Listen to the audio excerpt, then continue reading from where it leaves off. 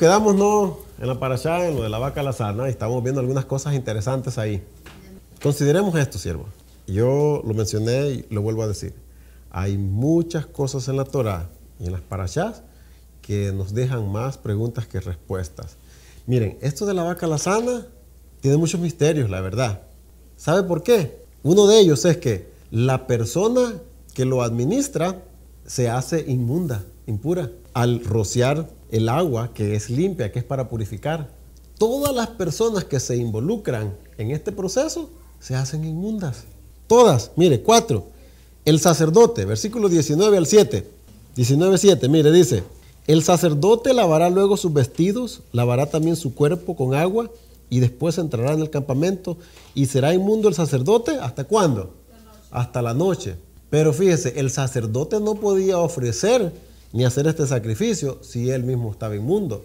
Se hacía inmundo al hacer este proceso.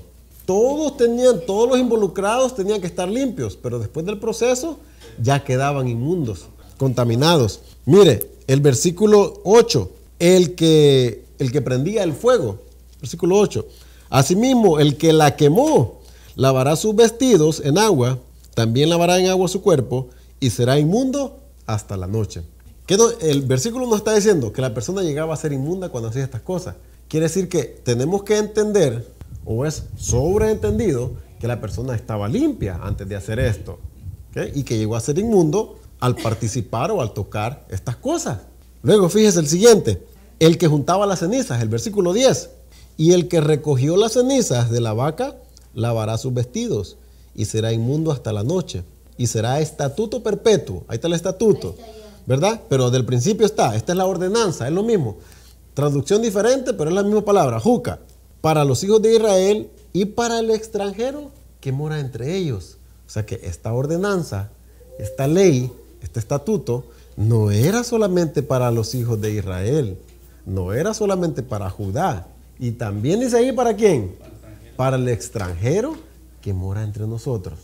Entonces, ¿cómo queda la interpretación que ahora los gentiles nosotros no tenemos necesidad ni tenemos que involucrarnos en esas cosas? Si el mandamiento ahí está diciendo también para el extranjero, no solamente para los hijos de Israel, pero aunque fuera así, aunque fueran hebreos, no eran israelitas. El punto es que ahora en día se dice, era solamente para los judíos. Pero aquí está diciendo también el extranjero. Ahora mire, el que rociaba el agua, versículo 21, más hasta abajo. Lo voy a leer del 20, dice: y el que fuere inmundo y no se purificare, la tal persona será cortada dentro de la congregación, por cuanto contaminó el tabernáculo de Hashem. No fue rociada sobre él el agua de la purificación. Es inmundo, es tamei. Le será estatuto perpetuo. También el que rociare el agua de la purificación lavará sus vestidos, y el que tocare el agua de la purificación será inmundo hasta la noche. 4 personas involucradas en este proceso de este estatuto de la vaca alazana. 4 personas tenían que estar limpias, pero después de que tomaban parte del proceso, se hacían inmundas. Esas son algunas de las paradojas, de los misterios que la Torá a veces no nos da explicación por qué. ¿Sabe que una de esas cosas los mismos rabinos se han preguntado? ¿Cómo, si el agua misma era para limpiarse, cómo es que el que la toca se ensucia? ¿Hace sentido eso o no? ¿Es misterio o no? Pero los rabinos dicen que el padre les dijo: hey, yo di un estatuto y así se va a quedar, y así es, y no lo van a cambiar. Hay algunas cosas que la Torá dice que en realidad no nos dan más luz, no nos dicen el por qué. Pero esto sí podemos aceptar, que el Padre hace todo con justicia, no está haciendo nada injusto él, no está haciendo nada deliberadamente, ni arbitrariamente, mucho menos. Tiene un propósito, que el que nosotros no lo entendamos o que él no nos lo diga, no quiere decir que es injusto. Algún motivo tiene que tener, que él sabe, que no nos lo dice la Torá, que la persona que toca eso se hace inmunda. Pero nosotros a veces queremos respuesta para todo, y no siempre hay respuesta. O si la hay, no se nos las da. No se nos dice. El Padre no nos dice todo. ¿Por qué? Yo no sé. Pero que si es justo, sí sé. Que si obra con justicia, de eso no deberíamos de tener duda. Tiene que tener alguna razón justa por la cual Él está permitiendo que eso sea así. Miren, Eso de que llega a ser inmundo, fíjese, podemos aplicarlo de esta manera. El comentario decía que para ser primero hay que ser último. Para guiar tenemos que servir. Cuando Yeshua guiaba a las multitudes, o cuando alguien guiaba, por ejemplo Moshe guió al pueblo de Israel, ¿qué iba a hacer primero? Estaba sirviendo. Yeshua no tuvo que lavar los pies de sus discípulos. Hey, si yo que soy su maestro les he servido, dijo, ¿cuánto más ustedes? Para ser guía no es solamente de sentarse en un sillón, yo aquí yo soy jefe, yo aquí soy guía, sírvanme ustedes, no. Tiene que dar el ejemplo y él servir primero para poder guiar. Para ser exaltado, una persona que decía Yeshua, se tiene que humillar, se tiene que hacer humilde primero, si quiere que se exalte. Porque el que se exalte, dice, será humillado. Y el que se humille, será exaltado. El que es rico, tiene que ser pobre. Y el que va a limpiar, se hace inmundo, se ensucia. Así lo podemos poner con la vaca alazana. Ellos estaban limpios y se ensuciaban cuando aplicaban las aguas o cuando tenía que ver con el proceso. Pero miramos el mismo razonamiento en todas esas cosas que le estaba mencionando. Yeshua, para poder limpiarnos de los pecados, ¿con qué se ensució? Con la muerte. La muerte era la mayor contaminación que había. Tuvo que morir Él para poder limpiarnos a nosotros. ¿Se dan cuenta? Tuvo que morir Él, porque era la contaminación más alta que podía haber, la de un muerto. La muerte que venía a causa del pecado tenía que ejecutarse en una vaca para poder limpiar a alguien. La muerte de Yeshua, que venía a causa de nuestros pecados, tuvo que pasar por el cuerpo, la vida de Yeshua, para nosotros poder ser liberados de la muerte y para que nos pudiera dar vida. Mire, la purificación que se hacía a través de las aguas, de la purificación de la vaca alazana, se practicaba y era muy común en los tiempos apostólicos, en los tiempos de Yeshua. Mire lo que está diciendo el Evangelio según San Juan. Sí, ¿cómo no? No había sido destruido el templo todavía. Juan 11, 55 dice: y estaba cerca la Pascua de los judíos, y muchos subieron de aquella región a Jerusalén antes de la Pascua para, léanlo ahí los que lo encontraron, ¿para qué? Para purificarse, dice ahí. O sea, tenían que llegar con tiempo a Jerusalén antes que fuera la fecha de la Pascua. ¿Por qué se tenían que purificar antes que fuera la fecha de la Pascua? Porque la Pascua, ¿dónde se celebraba? ¿Para dónde subían ellos? Al templo. Y para ir al templo, ¿cómo debía que estar? Limpio, purificado. Entonces subían con tiempo y se hacían el ritual, hacerse las mikvahs para purificarse, para poder entrar en el templo. No el de la vaca alazana, pero se hacían inmersiones. Si la contaminación que ellos tenían era por muerto, entonces se hacían esta. Si la contaminación era de otra clase, que no era tan alta como esto, entonces con una sumersión en la mikvah, con esa tenían. Habían dos, acuérdense, sí, un agua viva. Habían dos clases de purificación. Dígame, en la misma fecha. Sí, ¿quién inició la primera ritual de la vaca alazana? Dijimos, Eleazar. ¿Ya estaba el templo construido? ¿Era el tabernáculo que estaba en el desierto? Pues ¿ya se hacía esto? Sí, ya se hacía. Porque si su impureza fue en el día que ellos tenían que estar ahí, tenían que esperarse ya hasta el próximo mes, porque la fiesta no se podía celebrar 2 días después, un día después, tenía que celebrarse en el mismo día. Entonces, la pueden celebrar, ya se les pasó, hasta el siguiente mes en la misma fecha. No podía ser el 17 de Nisan, no, tenía que ser siempre el 15, pero ya ahora en el siguiente mes. Miren, tiempo del libro de los Hechos, Hechos capítulo 21. Versículo 26 dice: entonces Pablo tomó consigo a aquellos hombres y al día siguiente, habiéndose purificado con ellos, entró en el templo para anunciar el cumplimiento de los días de la purificación, cuando había de presentarse la ofrenda por cada uno de ellos. Para ofrecer ofrendas, valga la redundancia de la palabra, en el templo no se podían ofrecer si estaban contaminados de alguna clase de cosa. Tenía que hacerse la purificación para poder entrar al templo.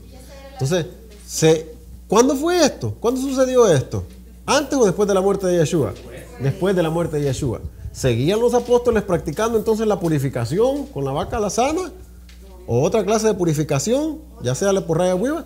Lo seguían haciendo. Ahí está la prueba. Con agua, no era cuestión de que si no tenían vaca. La tipo de contaminación que ellos tenían, si necesitaba esta, tenía que ser con esta. ¿Y cuáles eran los que necesitaban la limpieza de esta clase? Tocar muerto, caminar por una tumba, si usted estaba en un cuarto y ahí se había muerto alguien, o la lepra también, y si había sido sanado la lepra. Pero existía hasta Sí, claro, esto siempre lo tenía. Mire, después de los tiempos de la segunda destrucción del templo, fue cuando no se sabe dónde ni cómo, o sí, guardaron cenizas de esa vaca lazana. Según algunos, las andan buscando a ver si encuentran. Otros lo que están haciendo es tratando de criar una vaca que sea perfecta. ¿Ok? No puede ser clonada. Y para clonarla necesitan la sangre o necesitan los pelos de cualquier parte del cuerpo del animal donde está su ADN para clonarla. Entonces no la pueden hacer así. Pero se me viene a la mente y leí yo en un comentario, ¿no?, que esto de la búsqueda de las cenizas de la vaca lazana viene casi siendo algo como las películas de Indiana Jones. ¿De a qué se dedica Indiana Jones? A buscar tesoros escondidos de este tipo de cosas, ¿no? Misterio, el arca, ¿verdad?, perdida y cosas así. De cierta forma, hay unos arqueólogos que saben qué, andan dedicados de verdad y andan buscando estas cosas. Los hay. Esa pregunta me la hizo mi hermana ahorita antes de irnos, ¿verdad? Está hablando de qué pasa ahora cuando nos hacemos impuros y no tenemos la vaca lazana. Pero, ¿de qué nos limpia Yeshua? ¿De qué nos limpia Yeshua? De la conciencia. ¿De qué limpia esta? De la carne. ¿Estamos contaminados? Sí. Muy bien.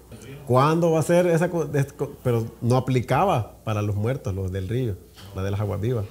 El mundo entero está en un estado de impureza.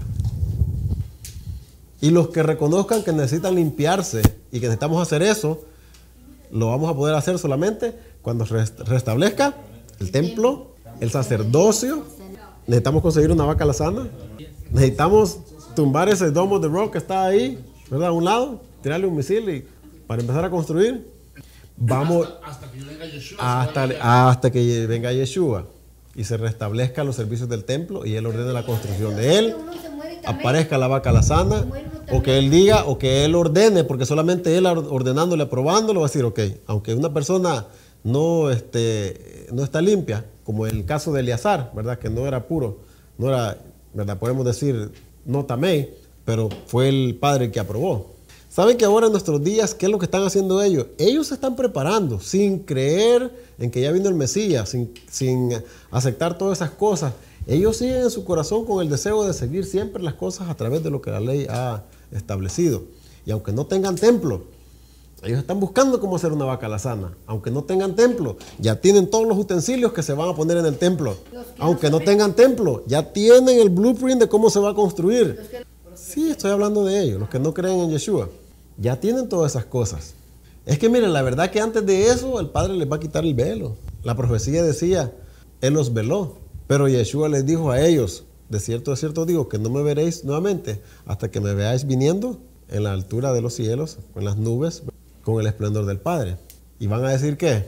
Baruch haba Beshem, Baruch haba Beshem, bendito el que viene en el nombre, bendito sea su nombre. ¿Lo están reconociendo ahí o no cuando Él venga? Lo están reconociendo. Quiere decir que el Padre ya les ha quitado el velo y ya lo reconocen que ¿sabes qué? Él es el Mesías. Que entonces Efraín y Judá ya se han juntado como hermanos y están volviendo a la tierra. Estamos aprendiendo. Más que todo el pueblo de Israel. Porque el pueblo de Israel va a dar el ejemplo a las naciones. Pero ellos se tienen que unirse. Se tienen que descubrir, se tienen que dar a conocer, tienen que recobrar, tienen que el Padre darle la identidad nuevamente a las tribus. Y que se dé y que se cumpla lo que está diciendo la profecía en Ezequiel 37. Que Judá y Efraín tienen que venir juntos y subir nuevamente a Jerusalén para que se cumpla lo del pacto. Tomemos en cuenta todas esas cosas, todos esos detallitos que hemos estado aprendiendo y que sabemos y pongámoslos todos juntos. Y nosotros mismos nos vamos a contestar a esas preguntas que tenemos. ¿Ok? Entonces, ¿saben qué están haciendo ellos? Como la persona que tiene que administrar. Estamos trabajando en hacer la vaca. ¿Ok? Y no nos ha salido todavía, pero si un día de esto sale, tenemos que tener un sacerdote. Tenemos que tener a alguien de la descendencia de Aarón que esté purificado, porque tenía que estar limpio. ¿Sabe que en los lugares de allá, apartados, como en las cuevas de Qumran, ellos han apartado lugares como cuevas donde llevan a las mujeres a dar a luz y ahí crían a esos niños, alejados de la civilización, alejados de cualquier clase de contaminación para que ese niño esté en pureza ritual? Y tienen personas de la descendencia de Aarón criándose, apartados de todo lo demás. Ahí están. Es una comunidad que tienen bien apartada ellos en Israel. tienen áreas, ¿verdad?, desiertas, afuera de la ciudad, donde quieren asegurarse que estos niños no están contaminándose con las cosas allá en el mundo afuera. Para cuando ellos lleguen a tener eso, que ellos ya tengan, que ellos tienen la esperanza de que un día, aunque sea a la fuerza y con guerra, van a sacar a esos tumbar ese templo que está, esa mezquita musulmana ahí, y empezar a construir el templo. Ellos, acuérdense que el pueblo de Israel, ¿cómo le decía al padre? Hey, ¿qué? ¿Los vamos a destruir? ¿Salimos a la guerra con ellos o qué? El pueblo de Israel no está pensando como piensa la mente cristiana, que no, ya todo es amor, pon la otra mejilla. El pueblo de Israel no está pensando en eso. Que si no, el pueblo de Israel, que él lo mira a los niños, el pueblo de Israel no está pensando en eso. Es que la Torah no nos enseña eso, oye. Al contrario, la Torah le decía al padre, destruye a todos esos pueblos, niños, mujeres, todo, me los mata por favor. Como dice el dicho, ¿no? Muerto el perro, se acaba la rabia. Muchas de esas razas, muchas de esas personas, el odio que tienen para Israel y la forma que ellos tienen de adorar a los dioses paganos, no se las quita nadie, oiga. Ya nacieron con eso. Muchos de ellos quizás son de la descendencia de la simiente de la serpiente, y por eso es que no. La que viene, la de Balac, sí. Ellos no querían, oiga, y sabían que era un pueblo bendecido por el Padre. ¿Por qué creen que ellos estaban buscando a este profeta para que los maldijera? Le tenían temor, les tenían miedo.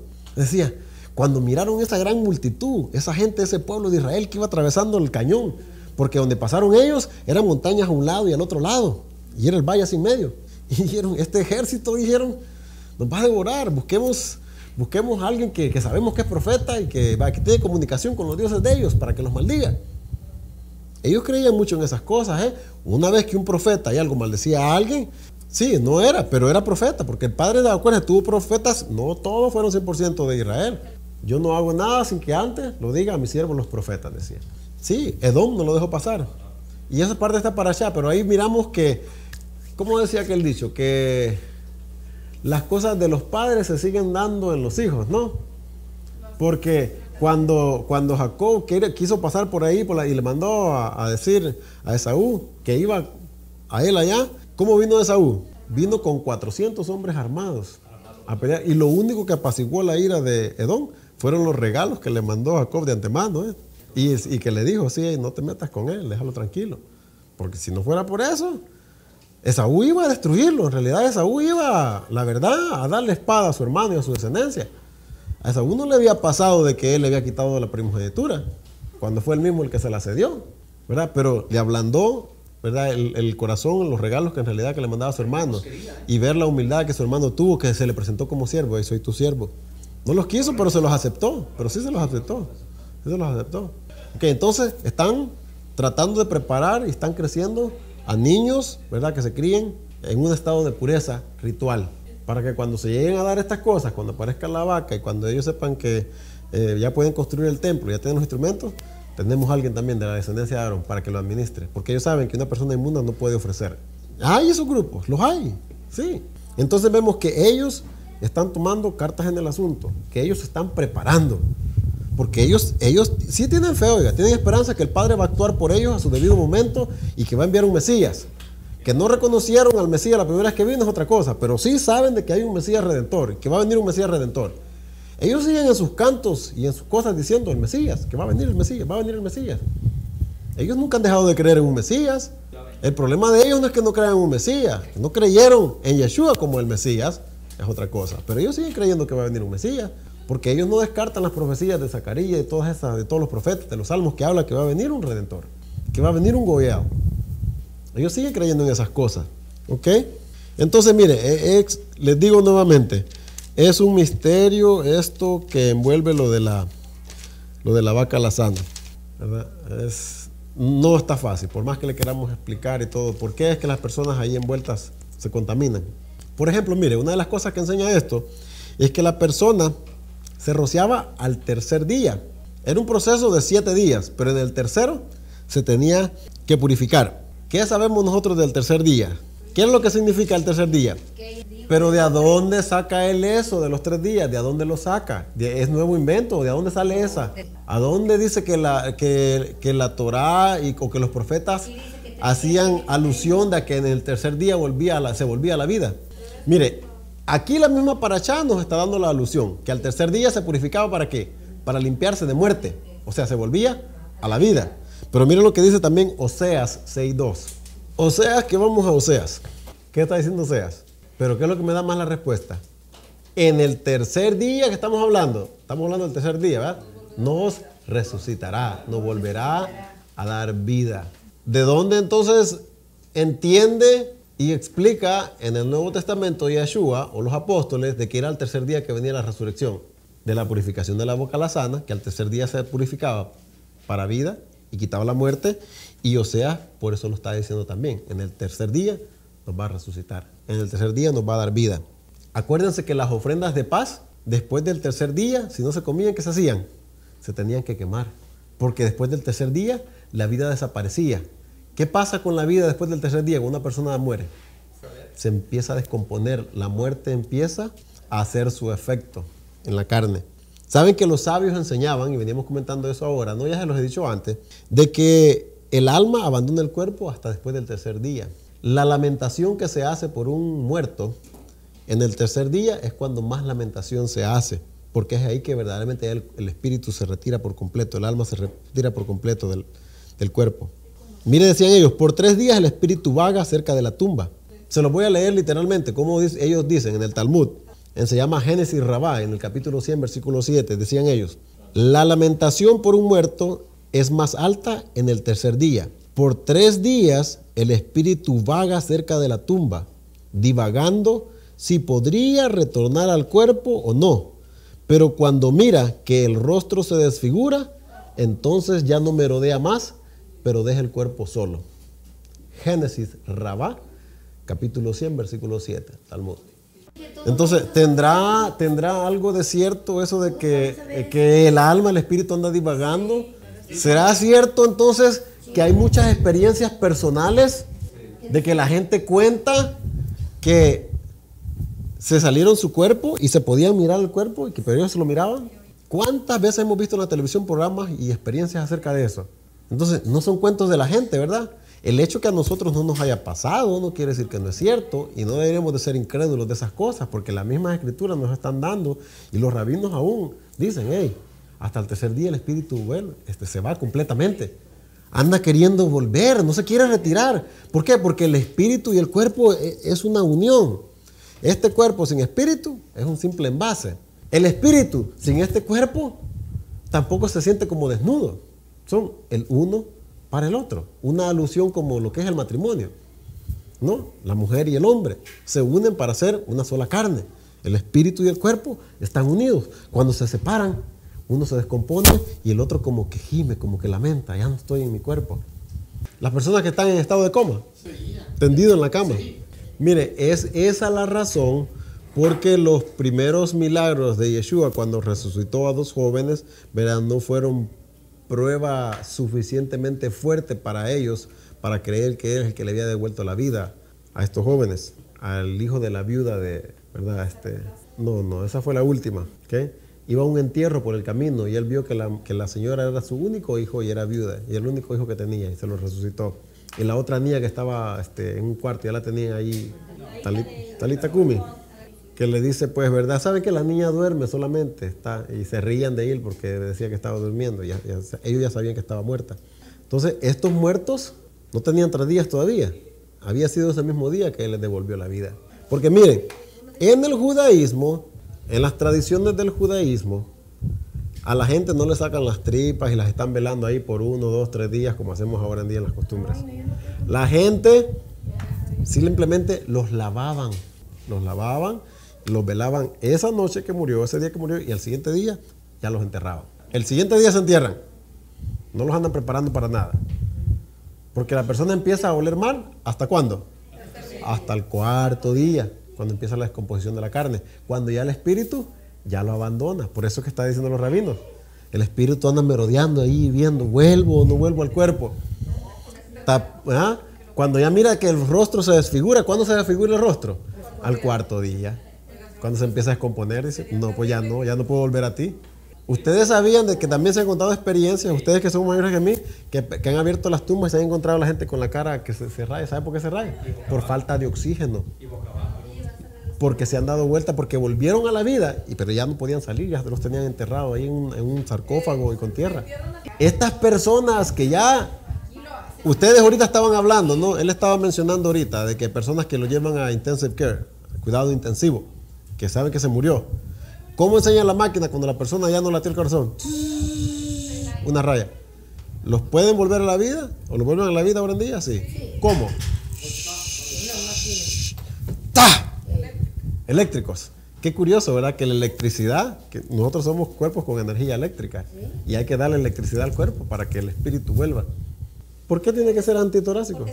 Entonces, Eliseo actuó antitorácicamente porque le devolvió la vida a aquel muchachito que le dio a la señora que ya estaba bien mayor de edad.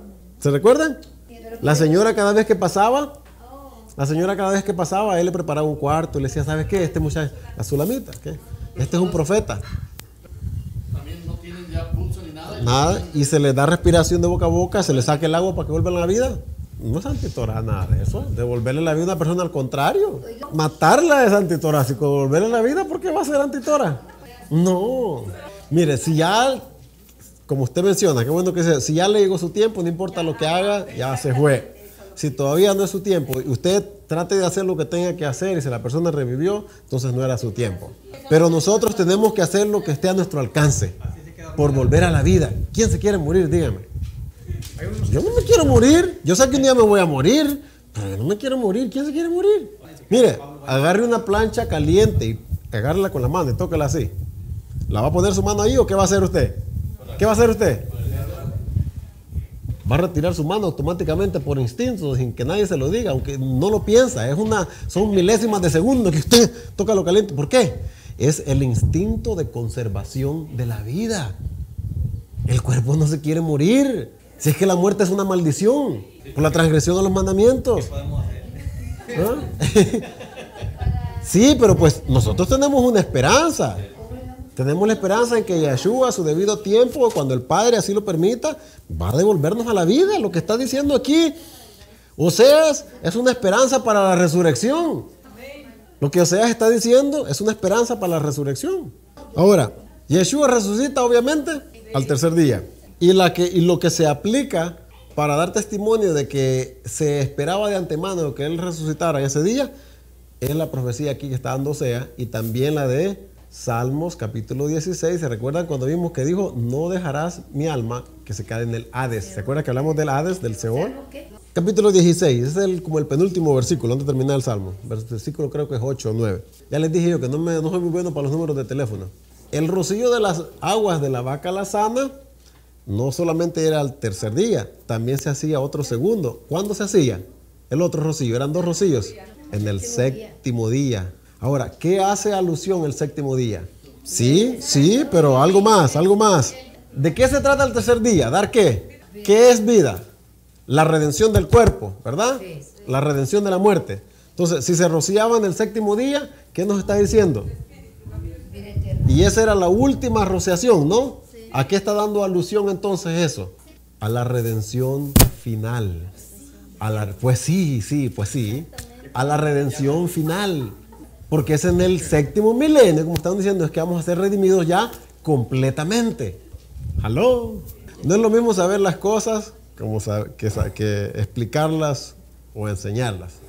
Podemos leer mucho, ¿no? Y podemos entender todo, pero acordémonos que el Padre ha repartido los dones, ¿verdad? Y no todos somos maestros, no todos somos profetas, no todos tenemos los mismos dones. Yo hubiera querido tener el don de la música. A mí me encanta, me gusta mucho la música. Pero no tengo ese don, ¿verdad?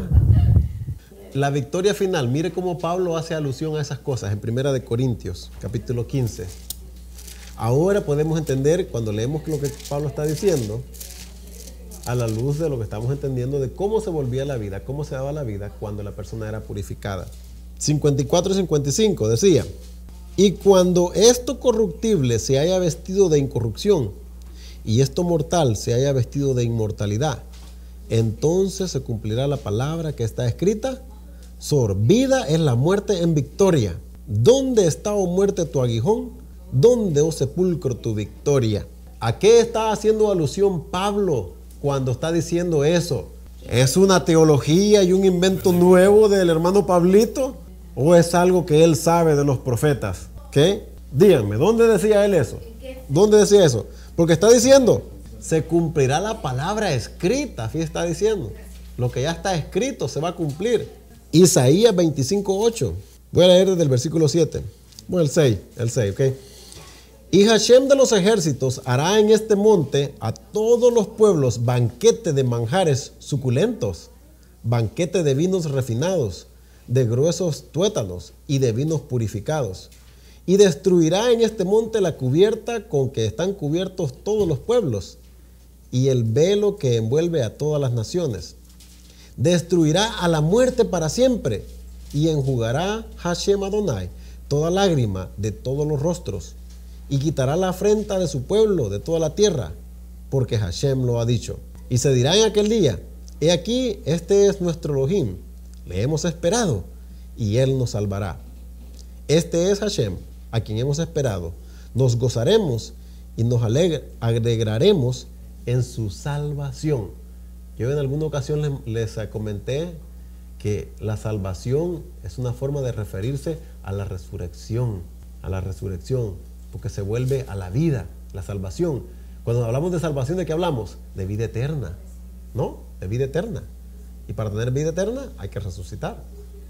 Y cuando están diciendo, le hemos esperado, Él nos salvará, Él nos va a resucitar. Porque obviamente no todos están vivos cuando Él venga, ¿verdad? Hay unos que están muertos, que resucites, ¿verdad? Oseas 13:14. De la mano del Seol los redimiré, los libraré, ¿de qué? De la muerte. Oh muerte, yo seré tu muerte y seré tu destrucción. Oh Seol, la compasión será escondida de mi vista. Entonces, cuando Pablo está diciendo, oh muerte, ¿dónde está tu aguijón? ¿Dónde, oh sepulcro, tu victoria? Él está citando simplemente Oseas y está explicando de que en ese tiempo se va a cumplir esa palabra escrita. ¿Y cuándo va a ser? Mira el versículo 52, decía ahí, en un momento, en un abrir y cerrar de ojos, a la final trompeta, porque se tocará el shofar. Vamos a traducir así. Primera de Corintios, capítulo 15. Volvimos otra vez a Corintios. Y los muertos serán resucitados, vueltos a la vida, incorruptibles. O sea, sin una carne ya que se corrompe, que ya no muere. Y nosotros seremos transformados. Porque para entrar en vida eterna, obviamente tiene que ser un cuerpo que no está sujeto a la muerte, que no está sujeto a corrupción. Versículo 52. Ok, vamos solamente, y con esto vamos a terminar, vamos a revisar una pregunta que hace Pablo, que ha traído muchas preguntas. Una pregunta que hace Pablo que trae muchas preguntas, ¿no? Valga la redundancia de la pregunta. Porque Pablo dijo muchas cosas que se han malentendido, se han torcido, se les ha dado explicaciones diferentes, extrañas a la palabra. Pero cuando usted entiende la mecánica de lo que está explicando aquí, a veces la Torá, de cuando una persona se hacía limpia, cuando una persona se hacía inmunda, y entendemos todo eso, podemos entender lo que Pablo está diciendo. Miren, el mismo capítulo 15 de 1 Corintios, versículo 29 dice, de otro modo, ¿qué harán los que se bautizan por los muertos? Si en ninguna manera los muertos resucitan, ¿por qué pues se bautizan por los muertos? ¿Saben qué clase de pregunta está haciendo Pablo?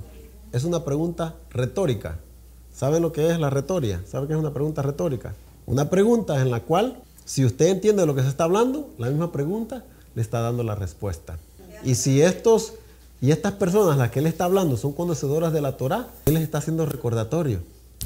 Si ustedes no creen en la resurrección de los muertos, ¿para qué se bautizan por ellos entonces? ¿Para qué se bautizan por los muertos? ¿Acaso no entienden lo que la Torá está diciendo acerca de estas cosas? Si no lo creen, ¿para qué hacen eso? Porque eso es lo que significa. Es una tradición judía que una persona, y lo mencioné hace poquito, cuando se muere, se le lava. Se lava y se hace un ritual. Miremos el ejemplo del capítulo 9 de Hechos, versículo 37. Hechos 9. Voy a empezar a leer desde el versículo 36. Hechos 9, 36 y 37. ¿Estamos ahí? Dice, había entonces en Jope una discípula llamada Tabita, que traducido quiere decir Dorcas. Esta abundaba en buenas obras y en limosnas que hacía. Y aconteció que en aquellos días enfermó y murió. Después de lavada, la pusieron en una sala. O sea, ya para velarla, ¿verdad? ¿Pero qué le hicieron? La lavaron. Se hacía un ritual. No era solamente de que la bañaban, vamos a echar agua. Se hacía un ritual, era como una mikvah que le estaban haciendo al cuerpo. ¿Sabe por qué se lo hacían? Simbolizando que iba a resucitar. Y que cuando resucitara, iba a estar lavada, iba a estar purificada, iba a estar limpia. No se tenía que el sacerdote y todos los que tenían que ver con este proceso de la vaca alazana, decía, laven sus vestidos. Eso de laven sus vestidos es un dicho dentro del judaísmo, que se lavaban el cuerpo, que se sumergían en una mikvah. Eso es lavarse los vestidos. No era que estaban con un jabón ahí en el río, ahí lavando los vestidos. Era un honor alto el lavar a una persona después de muerta, lavarla. Se contaminaban ellos, pero se lavaba a la persona porque se le estaba preparando. Se les estaba haciendo, por decirlo así, quizás una obra ayudando a la persona. Hey, te voy a dejar ya lavadita para cuando la resurrección tú estés limpia. Era algo simbólico, obviamente, ¿no? Porque la carne y el cuerpo se descomponía, ¿verdad? Pero simbólicamente se estaba preparando a la persona para la resurrección. No murió. La resucitaron, sí. Pero mi punto aquí no es presentar que la resucitaron, sino que la estaban lavando. Que dentro del judaísmo, la persona que se moría se lavaba, o sea, se le hacía un ritual de lavamiento, se bautizaba. Era una expresión de fe en la resurrección. Eso era lo que era, una expresión de fe en la resurrección. Y esto expresaba vida. Lo preparaban para la resurrección, como estoy diciendo. Si entonces Pablo dice, si los que se lavan con el cuerpo se contaminan, entonces, ¿para qué se tienen que lavar al tercero y al séptimo día? Por eso les dice él, si ustedes no creen en la resurrección de los muertos, ¿para qué la están lavando? Si lo que significa el lavado ese es una expresión de fe en la resurrección. Pero ahora en día han dicho, Pablo está diciendo que hay que bautizarse por los muertos. Pablo no está diciendo que hay que bautizarse por los muertos. Sí, yo sé, pero volvemos a lo mismo. ¿Qué es lo que aquí está haciendo alusión Pablo? ¿Qué es lo que está queriendo decir?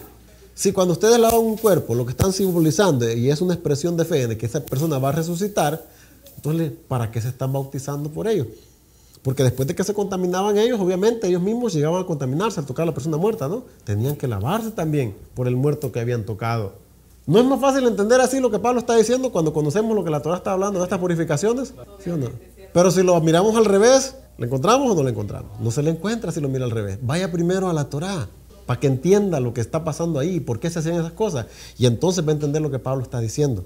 Mire, si lo tradujéramos en una manera que fuera más clara, lo que Pablo está diciendo es esto. Mira, así lo traduje. Si los muertos no resucitan, ¿para qué te lavas en una mikvah que simboliza la resurrección y la vida? Eso es lo que Pablo les está diciendo. El ritual de limpieza por contaminarse con un muerto es una esperanza que en el futuro vamos a resucitar de entre los muertos para vida eterna, como Mashiach lo hizo. ¿No decimos que Mashiach es las primicias de los que murieron? Y después de eso, ¿quiénes vienen? Nosotros, los que quedamos. Y dice Pablo, y los que estemos vivos, dice, vamos a ser transformados. Habían otras cosas ahí en la parashá, como por ejemplo la de la roca. El que Moisés, ¿cómo no? ¿Cuál fue en realidad el pecado de Moisés? Esas son algunas de las explicaciones y comentarios que se han hecho, ¿no? Porque ahí está. Pero hay varias cosas que se pueden deducir que cuál fue. También, ¿sabe qué? Que por ejemplo, que no le habló, sino que le pegó. Pero, ¿por qué dice el Padre? Porque no me santificaste delante de los hijos de Israel. ¿En qué forma? No está diciendo porque le pegaste, fíjate. Sino que le dice, no me santificaste delante de los hijos de Israel. Entonces, ¿cuál es el pecado? Fíjense qué fue lo que dijo él. ¿Os habremos de hacer salir agua de esta roca? Él se está dando el crédito de lo que está sucediendo. Porque la primera vez, él sí la golpeó, pero el Padre le dijo que la golpeara. ¿Sabían ustedes que en los desiertos hay ciertas rocas calcificadas, que son como piedra, como tostada? Y los pastores que andaban abregando rebaños en esos tiempos, ellos conocían cuando detrás de una roca, un peñasco, podía haber agua. Y con sus varas la golpeaban y se quebraba y brotaba el agua. Entonces, la primera vez parecía como que era un evento natural, Moisés, siendo un pastor de mucha experiencia, 40 años le tocó andar en el desierto, ¿no? Después de que regresó de Egipto. No tenía ningún problema con saber o conocía de esas cosas. Era adiestrado en esas cosas. Cómo andar por el desierto y cómo saber encontrar agua. Pero aquí el Padre le dice, háblale a la roca. Y eso tiene muchas alusiones mesiánicas, significantes al Mesías. Dígame. No sé. Ajá. Hay mucho. Pero ahí lo vamos a dejar ahorita.